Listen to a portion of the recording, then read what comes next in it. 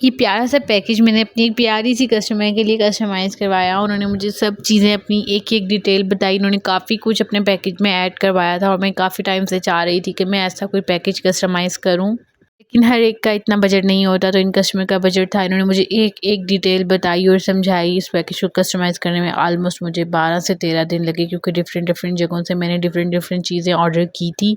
तो सबसे पहले मैंने एक्रेलिक बॉक्सेस का ऑर्डर दिया। ये मुझे 3 दिन पहले ही रिसीव हो गए थे, क्योंकि मैं नहीं चाहती थी कि कुछ भी मतलब कोई भी चीज़ लेट हो। और इन्होंने मुझे काफ़ी कुछ चीज़ें ऐड करवाई थी, जिसमें एक ये लेटर था, इसमें भी लाइट जलती है। इसके अलावा इन्होंने नियॉन लाइट्स ऐड करवाई थी और इनके कुछ कस्टमाइज़ टॉपर थे। एक पे इन्होंने हैप्पी बर्थडे बाबर जान लिखवाया था और सेकंड पे हैप्पी बर्थडे जाना लिखवाया था, जो कि गलत स्पेलिंग हो गए थे। GANAA लिखना था और GANNA आ गया था, जो कि मेरी मिस्टेक की वजह से हुआ। तो इनको मैंने कहा कि आप प्लीज़ इसे एडजस्ट कर लें, लेकिन वो कहती नहीं ये सही नहीं है। तो फिर मुझे दोबारा से प्रिंट करवाना पड़ा। मैंने दोबारा से एक्रेलिक टॉपर का ऑर्डर प्लेस किया और वो दोबारा से होके आया। इसके अलावा इनके साथ बैलून थे, जो कि मुझे लास्ट मोमेंट पे मिल ही नहीं रहे थे, क्योंकि मेरा बैलून वाला अपनी छुट्टी पे गया हुआ था गाँव। और मैंने फिर ये गाड़ी करवा के एक इनड्राइव ऐप मैंने सदर से मंगवाए। तो मतलब ये है कि कभी कभी चीज़ें लास्ट मोमेंट पे मिलती ही नहीं है।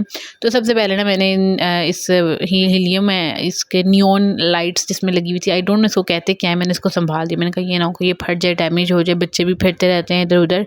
और उसके बाद मैंने ये बॉक्सेस के ऊपर से शीट उतारना शुरू की, तो मुझे लग लो गई, क्योंकि इसमें अच्छा खासा टाइम लग गया। तो थैंक गॉड कि मैंने टाइमली चीज़ें ऑर्डर भी की हुई थी और मैंने टाइमली भी काम स्टार्ट कर दिया था। ये पैकेज जो है वो मुझे डिलीवर करना था मिडनाइट पूरे 12 ओ क्लॉक।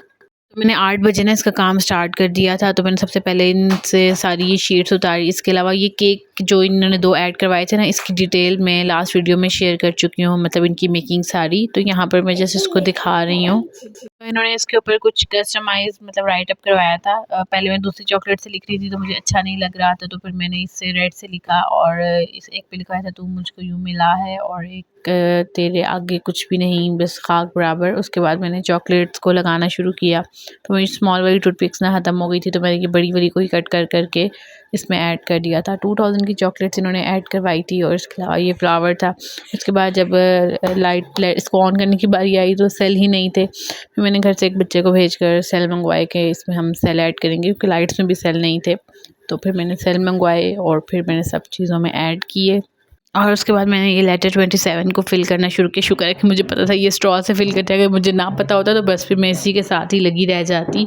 और फिर स्ट्रॉ नहीं मिला था, समहाउ करके मैंने घर के किसी कोने में से स्ट्रॉ ढूंढ के निकाल ही लिया। और फिर मैंने लाइट्स वगैरह सेट करना शुरू की, जो ये बैलून थे उनको एडजस्ट करना शुरू किया। मतलब ये सारा ना चीज़ें लगाने में मुझे पूरे 2 घंटे लगे। 8 बजे मैंने शुरू किया था और 10 बज गए थे मुझे ये सब चीज़ें अरेंज करने में। और ऑनलाइन शॉपिंग में ना कस्टमर की ये लास्ट मोमेंट पे पिक्चर्स वाली डिमांड जो होती है ना, ये बड़ी ख़तरनाक होती है कि समटाइम्स हम अपनी तरफ से बेस्ट करके कस्टमर को पिक्चर सेंड कर देते हैं और उसके बाद फिर उनको पिक्चर्स भेजते हैं और फिर ये होता है कि यार बस 1 गो में पसंद आ जाए। तो शुक्र है कि कुछ भी प्रॉब्लम नहीं हुई, उनको सब कुछ पसंद आ गया था 1 गो में ही। और यहाँ पर मैं लेटर ना पहले मैंने बैलून के साथ अटैच किया, तो बैलून जो है ना नीचे ही आई जा रहा था। उसके बाद फिर मैंने डबल टेप से इस तरह से ना मैंने ऊपर अटैच कर दिया था। मतलब पैकेज तो बन के इतना प्यारा लग रहा था। मतलब पैसे तो किसी और के लगे थे, लेकिन मेहनत तो थी मेरी कि मैंने एक एक चीज़ जो है वो अरेंज की। उसके बाद ये रिबन वगैरह अटैच किया। मतलब फ़र्स्ट टाइम करी तो ऑब्वियसली थोड़ा सा प्रॉब्लम होता है कि किस तरह, लेकिन चीज़ें कुछ देखी हुई थी डिफरेंट पेजेस पे पड़ी हुई, तो थोड़ा आइडिया था कि किस तरह से इसको करना है। खैर ये मैंने दोनों बॉक्सेस पे फिर रिबन अटैच किए। बहुत ही प्यारे लगे थे, कलर कॉम्बिनेशन भी बहुत प्यारा था, फ्लावर्स केक भी अच्छे लग रहे थे। तो सब चीज़ें बहुत प्यारी लग रही थी और कस्टमर तो इतनी खुश थी माशाल्लाह से। और ये मैंने पैकेज तकरीबन फिर 8 बजे स्टार्ट किया, 10 बजे तक सब चीज़ें रेडी थी और 10 बजे मैंने राइडर को हैंड ओवर कर दिया था, क्योंकि इससे लेट फिर मेरे लिए पॉसिबल नहीं था हैंड ओवर करना। राइडर लेकर चला गया था। केक फिर 10 बजे 11 बजे तक वो पहुँच गया था लोकेशन पे। उसके बाद उसने पूरा 1 घंटा वेट किया और पूरे 12 बजे ये पैकेज डिलीवर किया। तो आप भी बताइएगा कि आपको कैसा लगा।